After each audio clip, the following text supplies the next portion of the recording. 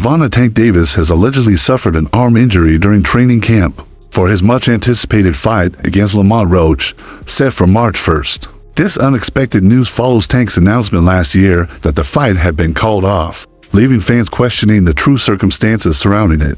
The fight, scheduled to be streamed live on Amazon Prime, has become one of Tank's most awaited and debated matchups. Despite this setback, it appears that the fight may still proceed, and Tank's career remains on track, potentially leading to a future showdown with Devin. Wait now. That's cool. At the end of the day, I got one goal. It's only gonna be one winner. That's gonna be me. Whether you gonna lay down, you gonna get down, or you gonna lay down. Either way. Leading up to the injury, Davis was in full bulldozer mode, showing no signs of slowing down during his intense training sessions. He had emphasized that he was entering this fight with laser focus. In a recent interview on Amazon Prime's Gloves Are Off, Davis openly discussed the pressures he faces before each fight. "I just don't want to look bad come fight night. My biggest fear has been embarrassment, especially in front of all these people, like worldwide," Davis confessed. Wow, this could hint at why he mentioned needing therapy. Fans interpreted it as the very reason Tank has been accused of avoiding tougher challenges. Fight coming up in a few weeks versus Gervonta "Tank" Davis. Yeah. How you feeling? I'm feeling great. I want everybody to know that it's gonna be. He further shared how important his pride and legacy are to him. "I'm not trying to go out and get my butt kicked badly. I can't do it. I don't want to be embarrassed, bro. It's just my pride," he expressed. Looking back on the moment he accepted the fight, he said, "They asked, 'Do you want to fight?' Yeah, yes I do. That's what we're in this for. I'm in this to prove that I'm the best." Little big bro coming out with the upset. A lot of people are going to pick Tank going into that fight, but how do you see that playing out? I see my brother walking out victorious.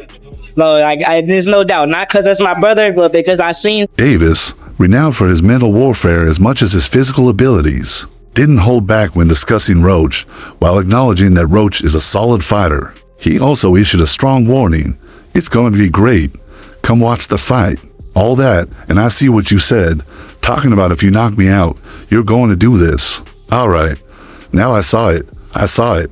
Better be ready, fam," Davis declared. Tank's reputation for trash talk and mind games is widely recognized, but his words often reflect his confidence and thorough preparation. Say 9th round.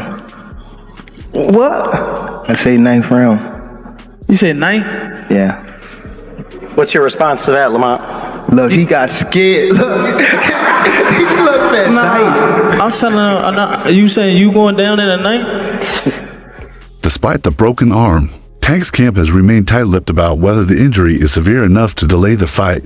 However, boxing fans recall that this isn't the first time Davis has faced an injury before or during a fight. One of his most memorable performances came against Isaac Cruz, one of his toughest opponents to date.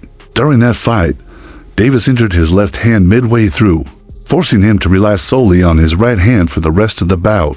Many expected Cruz to take advantage of Davis's limited options, but Tank proved his adaptability and mental toughness by boxing intelligently and landing enough significant punches to secure a decision victory. That performance reinforced his reputation as a fighter who doesn't just rely on brute strength, but also possesses the ring IQ and composure to adjust on the fly. Good angle.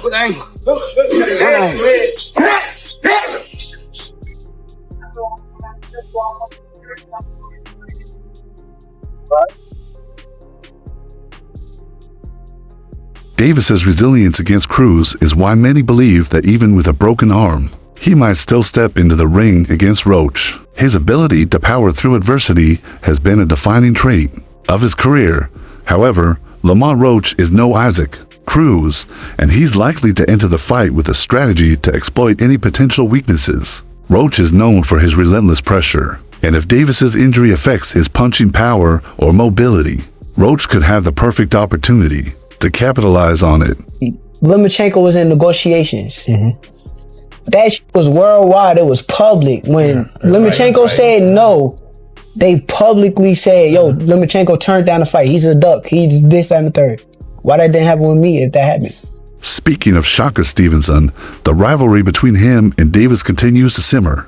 Fans have been eagerly awaiting this matchup for months. and Stevenson has never been hesitant to express his desire to face Davis. In a recent interview with TalkSport.com, Stevenson made his position clear. He's the big superstar. He's the big name. The biggest pay-per-view superstar in the sport of boxing, Stevenson said. With him being the biggest name and attraction, it's on him to make it happen. The ball is in his court. No, fuck no. I ain't never been knocked down a day in my life. I ain't never really been like hurt in no fight. Like far as, cause people took when I said this wrong. Stevenson didn't stop there, emphasizing that while he wants the fight, he's not in a position to offer Davis the kind of payday he demands. I can't say I'm going to send him an offer. Turkey can. Turkey has got the money. I don't have the money to send Gervonta Davis a big enough offer, Stevenson explained. This statement adds another layer of complexity to the situation. If Turkey allows Sheik, a well-known promoter with deep pockets, steps in, the fight could become a reality.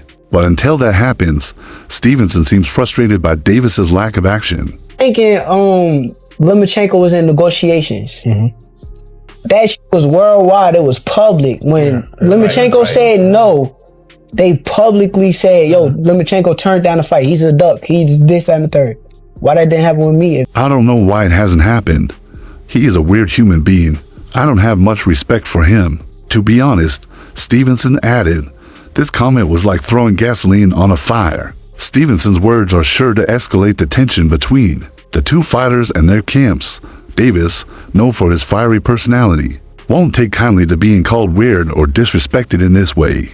If anything, this war of words is setting the stage for one of the most anticipated fights in recent boxing history. Additionally, Keeson Davis's name has been brought up as a potential opponent for Dan Kishin, an undefeated rising star who has made it clear he's ready for any challenge. Fans are already clamoring for Dan to take on Kishin before retiring. Some believe this would be a defining fight for Tank, while others think it could be a trap. Kishin's speed, agility, and hunger make him a dangerous opponent, and a loss to Kishin could tarnish Davis's legacy. Then, there's the possibility of a fight with Vasyl Lomachenko. Although Lomachenko has faced recent setbacks, he remains one of the most respected names in boxing. A showdown between Davis and Lomachenko would be a battle of skill, strategy, and determination, a fight that many fans believe should happen before Davis even considers retirement. What have Shakur done? What have he done in the sport? He haven't done nothing. The young one is looking more better than him. Who that? The Keyshawn looking way more better than this. I keep screaming his name. He haven't done nothing. The involvement of Turkey Alec could be a game changer. With his financial resources and ability to promote massive events, Alec has the power to make any fight a reality if he steps in. The potential for Davis to face Stevenson, Keeson, or Lomachenko becomes much more realistic. Fans are already speculating about the kind of mega fights Alec could put together, and the pressure is mounting for Davis to stay in the game. Despite all the talk of retirement, Davis's current shape suggests he's far from done. His physique is sending a clear message.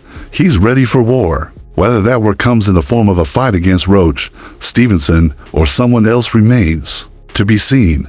But one thing is certain, Davis is not a man who backs down from a challenge. Outboxed, showing like, in this ring, I'm nicer than you with the hands. Is that why he don't want to fight Shakur? Can he live with Shakur outboxing this man for 12 rounds, and Shakur can say, yo, in this ring, you can't box better? Well, that's what Calvin Ford told me. I think it went kind of viral, right? When Tank Davis's recent back and forth on retirement has thrown the entire lightweight division into a state of both uncertainty and excitement. His earlier declaration of retirement had threatened to end any potential matchups with longtime rivals like Shakur Stevenson, the WBC champ, and Vasyl Lomachenko, who holds the IBF belt. But now, with his comments on a recent podcast, it seems Davis's story is far from over. When asked if more fights are on the horizon after his upcoming showdown with Lamont Roach, his response left little to the imagination. There's definitely some more heads I got to put on a wall. This bold statement practically invites Stevenson and Lomachenko back into the ring, and it gives new hope to fans who have been eagerly clamoring for these matchups for years. 6, 7 more fights and I'm naming names. One of the guys, obviously, you and Shakur got into it on Twitter. You was like, you one of them 6 or 7. Yeah, he's definitely one of them. For sure? Yeah, he's definitely one of them. Do you think that's going to be your hardest fight? Hell no. Nah? Wow. Because he a good... Yet, it's not just about Davis's potential return that has everyone talking. Tank's words revealed more than just his ambitions in the ring. He also opened up about his struggles outside of it. He confessed that he made a promise to Al Heyman, his longtime advisor, to retire and focus on family. Still, Davis acknowledged that his heart isn't ready to walk away permanently. I want to get myself together, not retire, but take a break. There's stuff I need to work on, like being there for my kids, going to school, building myself up as a person, as a great human being. He said, this newfound vulnerability was unexpected from Davis, who is known for his brash attitude in the boxing world. Tank Davis? It'll be a great time for a fight against Tank Davis right now. So even before that. So the boxing world want to see the best fight best. So right now it's a great time for the Tank Davis fight. After that fight, it'll be a great time for the Tank Davis fight. Doesn't matter when. That's always a great fight. But promises, it seems, are hard to keep in the world of boxing. Davis's defiance hints at his hunger for one more shot at greatness, specifically a long-awaited battle with Shocker Stevenson, with Stevenson set to defend his WBC belt on February 22nd against Floyd Schofield.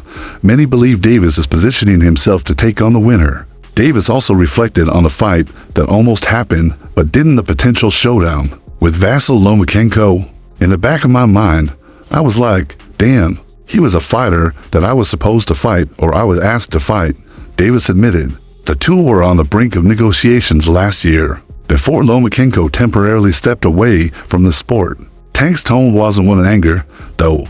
He seemed more contemplative than anything else. He even came to Lomachenko's defense. I felt like he didn't like people saying he was scared or something like that. I thought, I don't think that's the case, Davis said, expressing empathy for Loma's decision to focus on his family during that time.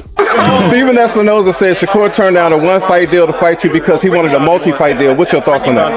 He's not worth it. He's not worth no multi-fight deal. He's not even worth it. Come on. While Davis acknowledged Lomachenko's situation, he also hinted that both of them are at turning points in their careers. Lomachenko, now older and a father, may be looking at retirement in December 2024, although nothing has been confirmed. Rumors of his departure from professional boxing have intensified in recent weeks, leaving fans to wonder if one final fight with Tank could be on the horizon before he hangs up his gloves.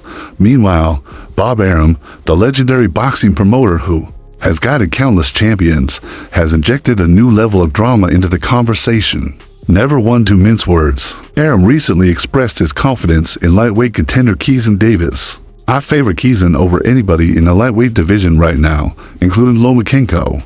Arum told YSM Sports Media, if Lomachenko comes back, I don't think he'll be as great as he was before. He was never really big enough at lightweight. 3 people in the world that I think that could beat Tank. That would be Devin, that would be Shakur, and Tank Davis himself. You got the last one right. That's the only person that can beat me. Javante Davis. That's the only person. Them niggas cannot touch me at all. They all been in the ring with me. They all been in the ring, and I cracked both of them. Arum's assertion that Lomachenko was better at featherweight and junior lightweight may be a blow to Loma's supporters, but it's his belief in Keeson Davis that has everyone talking. I think Keeson is better than anybody in the lightweight division. Arum said, Keeson Davis is currently preparing for his world title challenge against Dennis Binick, and his rapid rise through the lightweight ranks has been nothing short of spectacular. With just 12 fights under his belt, Keeson already holds an Olympic silver medal and is seen as a serious contender for the division's top spot. Yet, Kitchen's fight week has been anything but smooth. He accused Baranchik's team of a racist incident, sparking outrage across the boxing community. The allegations have added an extra layer of tension to the already heated bout, and even Teofimo Lopez weighed in with a controversial take. Lopez's remarks, though not fully revealed, have only fanned the flames further, pushing the story beyond boxing and into the realm of social and cultural debate.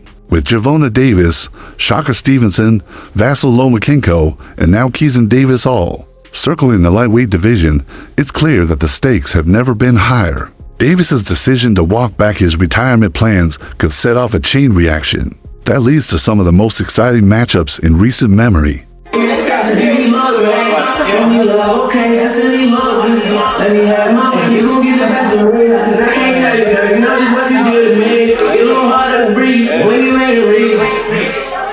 The biggest fight of this generation.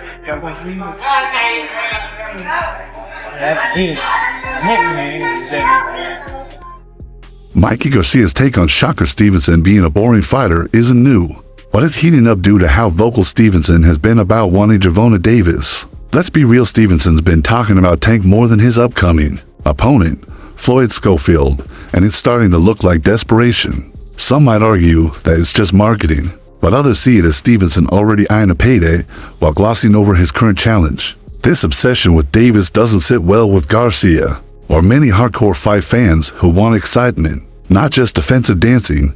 Garcia isn't holding back, making it clear that he's not buying into the hype surrounding Stevenson. That he crack you 9 times out of 10, you're gonna go down. That's his ability. Yeah. I'm blessed with God-given eyes. A lot of people don't understand how good my eyes is. I can see really good. Like punches coming my way, I know how to get away from them. Right. At any given time. Our abilities are just different, so they probably are judging me from a scale of him, but at the end of the day, Garcia's comments about Stevenson's style strike a nerve because they tap into what many already think but are too polite to say. Stevenson fights to win, period. He doesn't care about being exciting, and why would he? He's undefeated at 20-0 and keeps getting bigger fights. But Mikey's right in saying that this attitude rubs fans the wrong way. When people pay for a pay-per-view, they want knockouts, or at least the constant threat of one. Shocker's style doesn't deliver that. His fights are chess matches, not brawls, and unless you're a boxing purist, it's snooze material. Garcia's stance that Stevenson doesn't have the chin or power to stand in the pocket is brutal, but fair.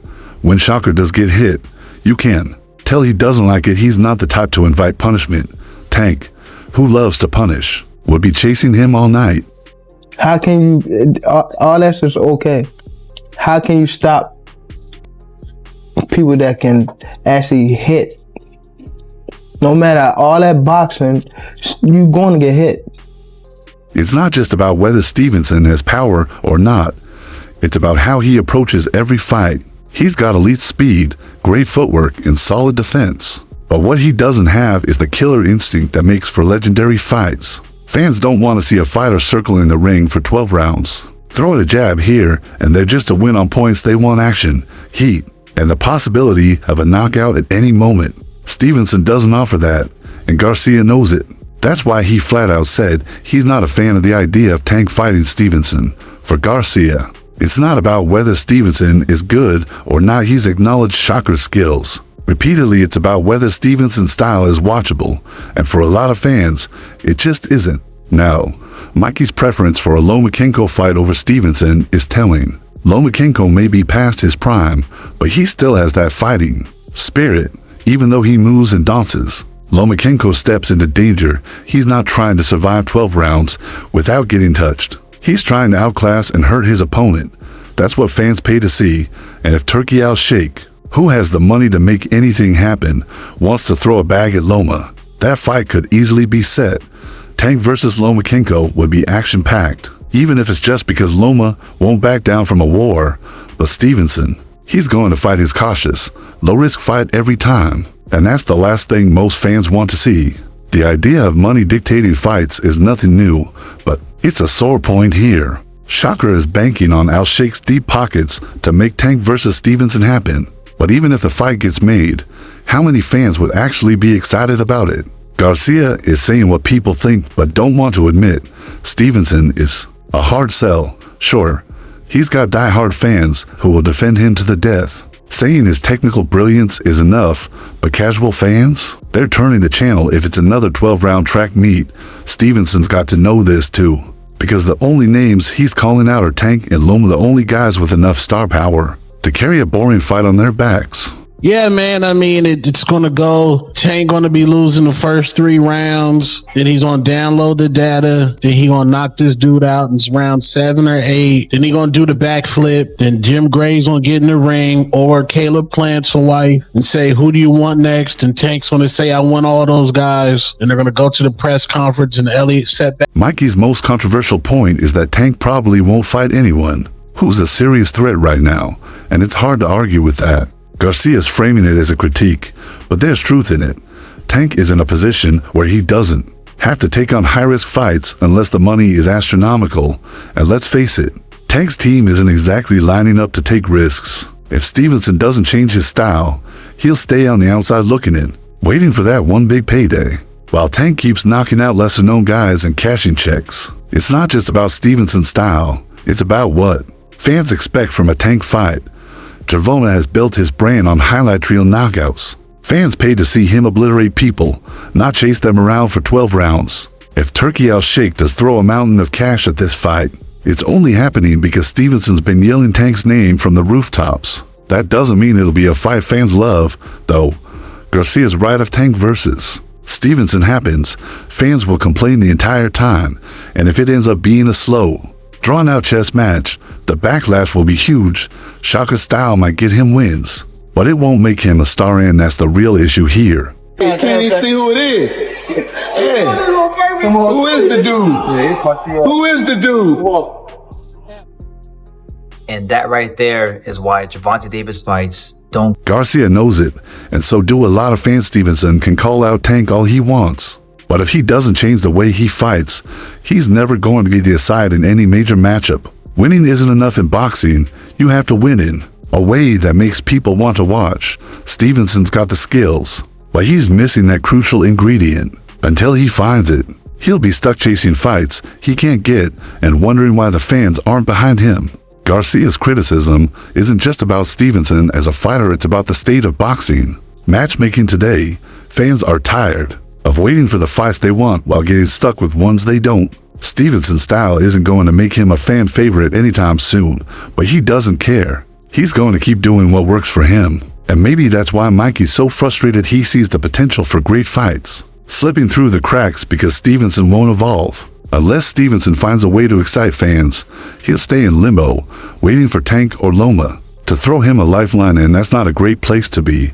But for now, Tank has to get through Lamont Roach. How do you see all this playing out? Share your thoughts below, and don't forget to like and subscribe for more updates.